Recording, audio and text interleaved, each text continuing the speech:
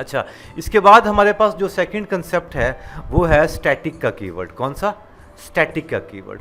अब स्टैटिक का कीवर्ड जो है ये भी बहुत ही एक इम्पॉर्टेंट कीवर्ड है जिस पे बड़े बड़े डेवलपर्स फंस जाते हैं, और लेकिन मैं चाहता हूँ कि आप लोगों को आसान लैंग्वेज में बताया जाए। ठीक है, याद रखिएगा बात कि जो स्टैटिक का कीवर्ड है, जो स्टैटिक का मतलब होता है, जो स्टैटिक काम क्या करता है कि स्टैटिक, जिस तरह आपने कंस्ट्रक्टर का नाम सुना है ना, ऑटो कॉल हो जाता है, लेकिन कंस्ट्रक्टर के लिए ऑब्जेक्ट क्रिएट करना पड़ता है तभी वो कॉल होता है। स्टैटिक पे ऑब्जेक्ट भी क्रिएट नहीं करना पड़ता, वो पहले ही वैल्यू असाइन हो जाती है, जो भी करना है पहले ही हो जाता है। करके दिखाता हूँ आपको मैं, देखिएगा कि फॉर एग्जांपल इंट ए ये कर दिया, ठीक है, इंट ए कर दिया। अब मेरे पास यहाँ पे क्या करूँगा, स्टैटिक लिख दूंगा, बस। क्या लिख दिया? स्टैटिक लिख दिया। मतलब स्टैटिक का मतलब ये होता है कि जब भी ये क्लास में, मतलब कई दफ़ा ऐसा होता है कि आपको क्लास का वेरिएबल बनाने की ज़रूरत नहीं है, क्लास का ऑब्जेक्ट क्रिएट करने की ज़रूरत नहीं है। आप ये चाहते हैं क्लास का ऑब्जेक्ट क्रिएट किए बिना ही कोई ना कोई वैल्यू असाइन कर दी जाए क्लास को, तो फिर आप क्या इस्तेमाल करते हैं? फॉर एग्जांपल आप ये चाहते हैं कि एक स्टूडेंट की क्लास है, इस पे एक चीज़ जो है वो कांस्टेंट रहे, या वो चीज़ तो चलनी चाहिए, तो तब आप स्टैटिक का कीवर्ड इस्तेमाल करते हैं। आपको अभी मैं करके दिखाता हूँ। नहीं, आप इसको रन टाइम पे वैल्यू हम देते हैं अभी, ठीक है। अब देखो ये क्या किया मैंने, स्टैटिक इंट ए कर दिया, यहाँ पे मैंने कर दिया शो मी इक्वल टू क्या कर दिया जी, यहाँ पे प्रिंट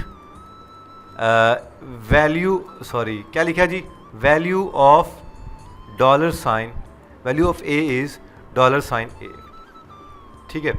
अब देखिएगा ज़रा हो क्या रहा है।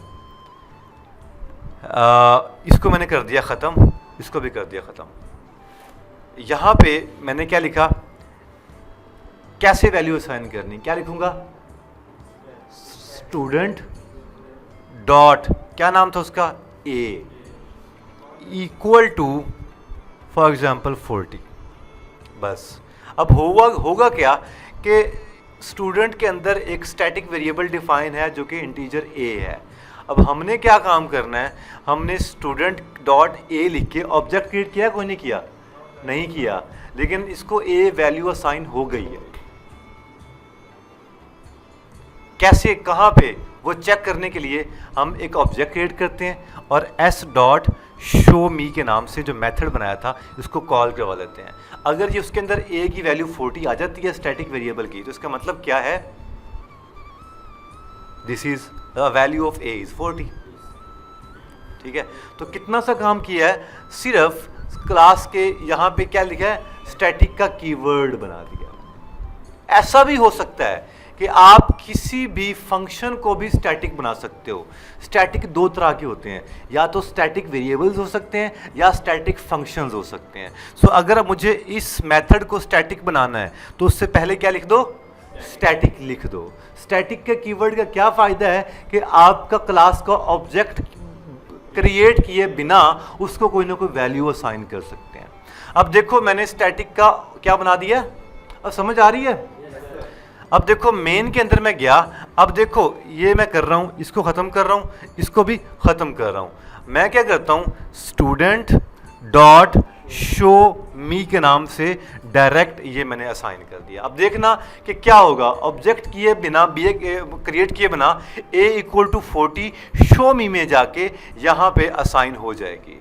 कोई ऑब्जेक्ट क्रिएट नहीं किया, लेकिन क्योंकि ये भी स्टैटिक है शो मी, तो ये भी खुद ही कॉल हो जाएगा। देखना ज़रा, वैल्यू ऑफ ए इज 40।